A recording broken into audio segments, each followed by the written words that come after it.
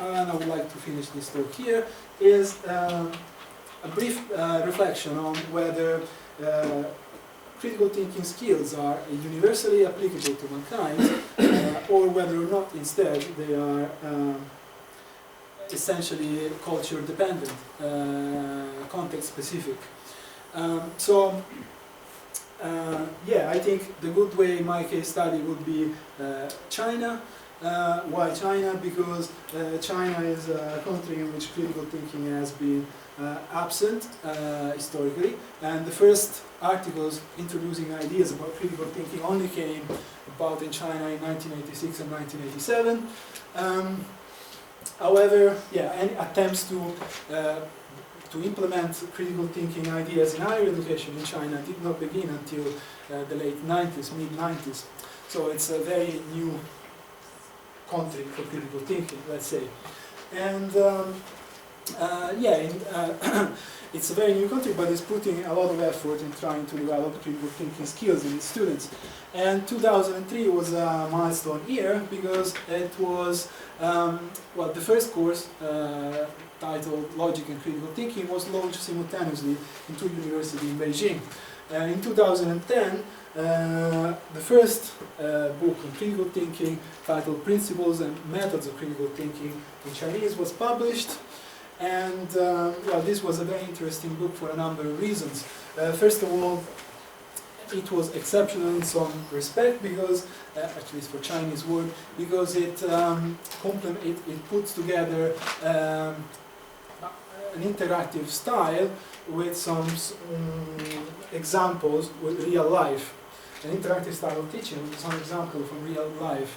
And also, under the title Inquiry-Based Critical Pedagogy, it somehow assessed and reviewed the following techniques: Socratic questioning, just-in-time teaching, problem-based learning, cooperation learning, peer teaching, group projects, guided practice, and scenario-based exercises and tests. Following up the publication of this book, Shantou University in 2011 started a critical thinking course that was compulsory for all first-year students and was the first compulsory critical thinking course in China. In 2012, the former President Jiabao Yan affirmed the importance of critical thinking in higher education for China in a series of public speeches. However, there is still some resistance in society on how to develop these critical thinking skills. First, for obviously ideological factors, for political factors. Chinese government, like any other government, like to control its citizens, so it doesn't really favor the implementation of reforms that promotes critical thinking in society. But mostly because of ideological factors. As you know, Chinese society, more general Asian societies, are known to be collectivist. So under Confucianism are known to be collectivist, which means essentially that the group comes before the individual, right? And for centuries, this kind of perspective has been paired with Chinese education. Confucian perspective has been paired with Chinese education, where the goal essentially was to ensure that students follow Confucian teachings and obey the rules and their role in society. So, yes, despite there is some development, it's still very difficult in such a social-cultural restrictive environment to develop fully critical thinking skills. There are good attempts nevertheless, and from this guy, who I think his name is Wu Dong, and this guy essentially wrote this paper in 2015, and in this paper he offers a number of suggestions for educators in China to fully develop critical thinking abilities there.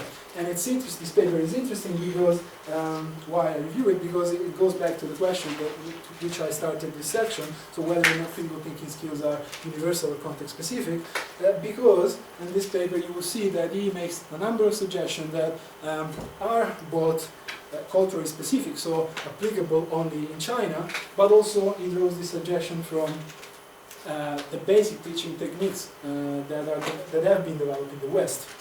So, yes, next time I want to review briefly this and then finish up this seminar. So for Dong, the first thing to do in Chinese environment for Chinese people is to contribute to understand, to develop a broader understanding of critical thinking as other than negative thinking or logical application or technical training. And why this? Because a proper conceptualization of critical thinking, he says, is a precondition for a proper critical thinking education. The second thing that he suggests doing is to advocate a model of critical thinking that display helpful content, possibly examples from real life. Why? Because this greatly helps put critical thinking education on the right track, ensuring that people don't think that it's just another course of logic. He also says that to retrain instructor so that they are urged to be a model of attitudes of reason-seeking, open-mindedness and self-regulation, and abandon the idea that they are preacher transmitting infallible knowledge. He also wishes the university to adopt English courses and English textbooks. Why? Because, well, obviously, if there's a lot of experience there, it can be taken, and because in English in universities there is a main course, is a mandatory course in all universities. By applying these books, textbooks, by adopting this textbook in the classroom, it will favor developing critical thinking across a large part of the Chinese population. Also, and here comes where it's more, if you like, context specific, he encouraged university administrators to develop critical thinking education with more resources for teaching in order to reform the system, and so to introduce teaching assistants and reward instructors in various other ways for their educational work. So this will favor also larger reform. He also says it would be crucial to establish a national research and assessment center for critical thinking information and add sort of critical thinking questions to exams, such as the National College Entry Examination, the Graduate School Entry Examination, and the Teacher Qualification Examination. Finally, he also wished for the society to sort of promote non-governmental organization and networks for communicating and cooperation. And finally, to continue to invite and to persuade the governments to create policies and provide resources to incorporate critical thinking into the educational system at all levels. So, yes, the take-home message is essentially this, that Western-style education, critical thinking is probably universally applicable to some extent.